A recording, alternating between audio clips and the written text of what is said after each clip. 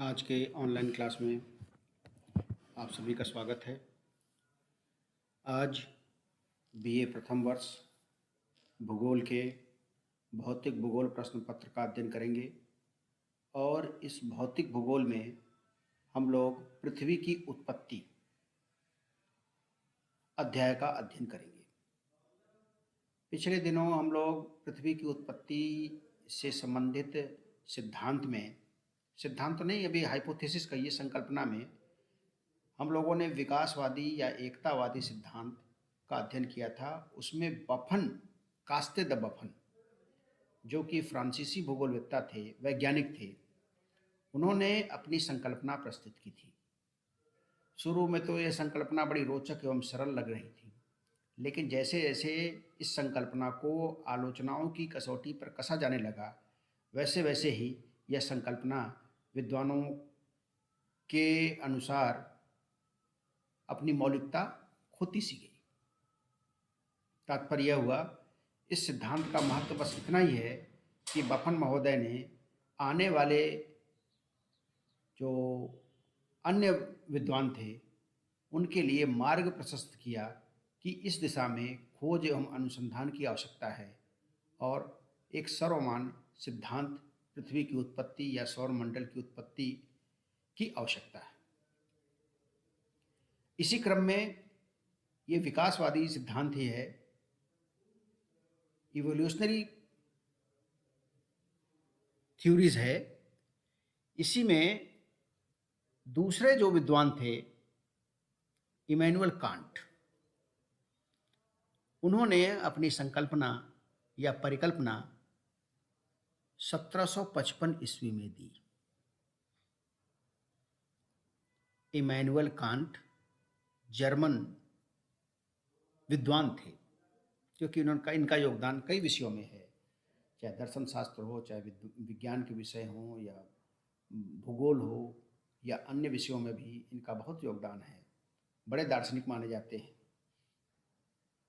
इन्होंने पृथ्वी की उत्पत्ति से संबंधित अपनी गैसियस हाइपोथेसिस, वायव्य परिकल्पना 1755 में प्रस्तुत की और इन्होंने यहाँ तक कहा, मुझे पदार्थ दो, मैं दिखाऊंगा कि उससे विश्व कैसे बनता है। Give me matter and I will show you how to make a world of it. मुझे पदार्थ दो, मैं दिखाऊंगा कि उससे विश्व कैसे बनता है। तो अति उत्साह भरा, अति विश्वास से भरा हुआ यह परिकल्पना इमैनुअल कांट महोदय ने दी और इसके बारे में उन्होंने यह बताया कि अगर वो पदार्थ मुझे दे दिया जाए तो मैं विश्व की रचना कर सकता हूं। कांट महोदय की यह परिकल्पना न्यूटन के गुरुत्व के नियम, लॉ ऑफ ग्रेविटेशन पर आधारित है। इनके अनुसार आकाश में पौराणिक या आद्य पदार्थ, प्रिमोर्डियल मैटर के कण उपस्थित थे। आकाश में पहले से ही आद्य पदार्थ के कण उपस्थित थे। ये कण कठोर, शीतल तथा गतिहीन थे। ध्यान देने की बात है, ये कण कठोर, शीतल तथा गतिहीन थे, किंतु गुरुत्वाकर्षण के कारण ये कण आपस एक दूसरे की ओर आकर्षित होने लगे। बड़े कण छोटे कण को आकर्षित करने लगा, जिससे वो कण आपस में टकराने लगे, जिससे उनमें उष्णता पैदा हो गई, उष्णता उत्पन्न हो गई और इनमें गति पैदा हो गई। पहले तो ये कण गतिहीन थे। इस प्रकार एक ठंडे व गतिहीन पदार्थ ने विशाल वायव्य, गैसियस, उष्ण निहारिका का रूप धारण कर लिया और इनमें गति थी, इसलिए यह निहारिका तेजी से घूमने लगी, क्योंकि कणों के टकराने से इनमें उष्णता आई, गर्मी आई उष्ण हो गए और इनमें गति भी आ गई। और गति आने से ये तेजी से घूमने लगी और घूमने से निहारिका में अपकेंद्री बल के कारण, अभिकेंद्री बल, अपकेंद्री बल, दो बल होते हैं ना किसी सर्कुलर पाथ पे जब गति होती है तो अपकेंद्री बल, अभिकेंद्री बल। अपकेंद्री बल के कारण उसके विषुवतरेखी भाग में कुछ उभार होने लगा।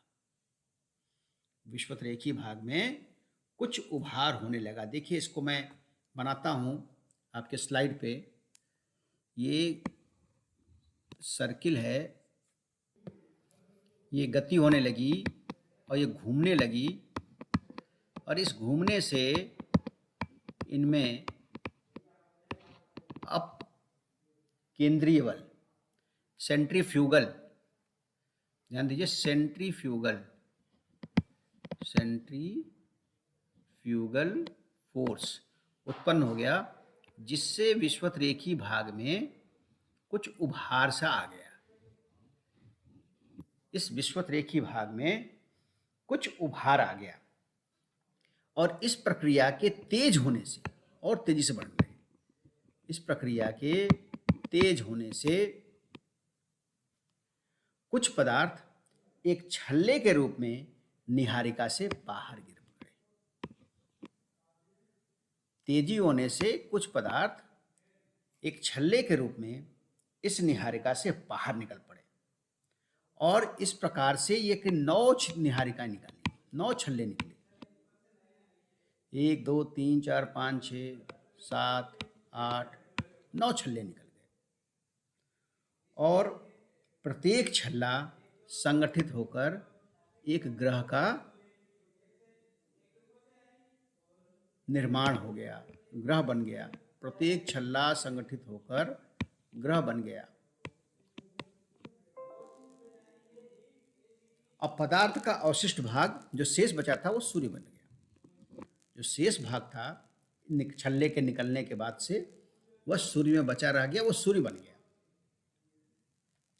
और ग्रहों के घनीभूत होने से कुछ छल्ले बाहर निकले, इनके घनीभूत कुछ छल्ले बाहर निकल गए जो कि इनके उपग्रह बन गए, इन ग्रहों के उपग्रह बन गए।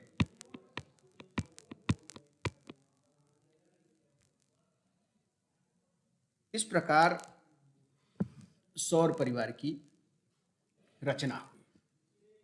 अब देखिए यह भी बड़ा रोचक लग रहा है और ऐसा प्रतीत हो रहा है कि ये हमारे जो पृथ्वी की उत्पत्ति है या सौरमंडल की उत्पत्ति है से संबंधित एक सर्वमान्य परिभाषा या सिद्धांत देने में सफल हो सकता है।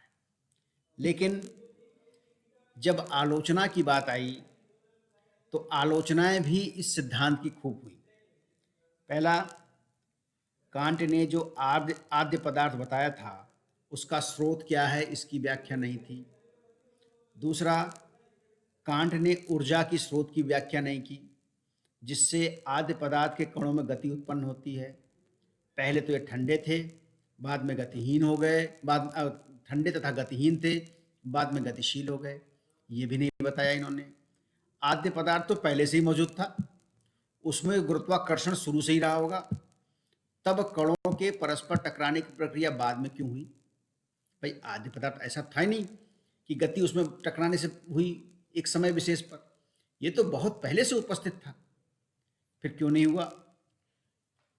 और तीसरा, चौथा, विज्ञान के आधार पर इनकी आलोचना हुई कि कोणीय संवेग की सुरक्षा के नियम के अनुसार जिस पदार्थ में मौलिक रूप से गति नहीं है उसमें टकराने के बाद भी गति नहीं हो सकती।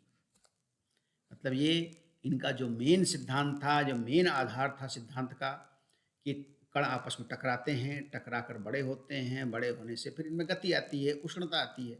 इस सिद्धांत को ही वैज्ञानिकों ने नकार दिया कि जो स्थिर पदार्थ हैं उसमें बाद में भी गति टकराने के बाद नहीं हो सकती।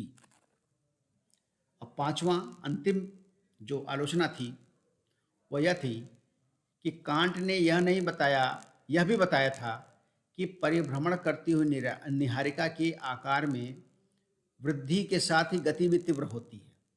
यह तथ्य कोणीय संवेग के नियम के विपरीत है।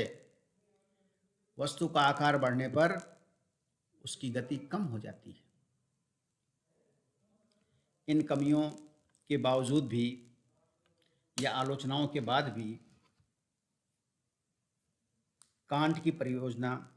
कांट महोदय की परिकल्पना अत्यधिक प्रशंसनीय मानी जाती है, क्योंकि विगत 2.5 शताब्दियों के दौरान एकत्र किए गए गैस तथा तत्वों संबंधी ज्ञान के बिना ही उन्होंने अपना यह सिद्धांत प्रस्तुत किया था।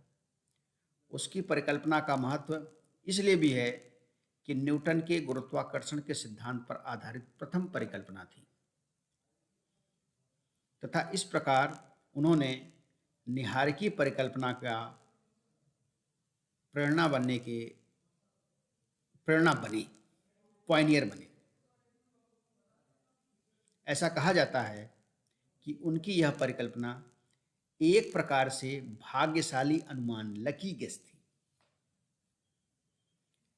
हम लोगों ने एक रोचक और भले ही आलोचनाओं की कसौटी पर यह सही नहीं उतरा, लेकिन फिर भी काफ़ी हद तक उन्होंने पृथ्वी की उत्पत्ति से संबंधित अपने विचार प्रस्तुत किए, क्योंकि अभी भी कोई सर्वमान्य परिभाषा या सिद्धांत विकसित हुआ ही नहीं है। विकासवादी सिद्धांत में उनकी यह परिकल्पना अति महत्वपूर्ण है। आप लोगों ने इस सिद्धांत को ध्यान से सुना, इस परिभाषा को, इनकी हाइपोथेसिस को ध्यान से सुना। आप सभी का बहुत बहुत धन्यवाद। शेष या आगे का भाग आगे के अंक में करेंगे।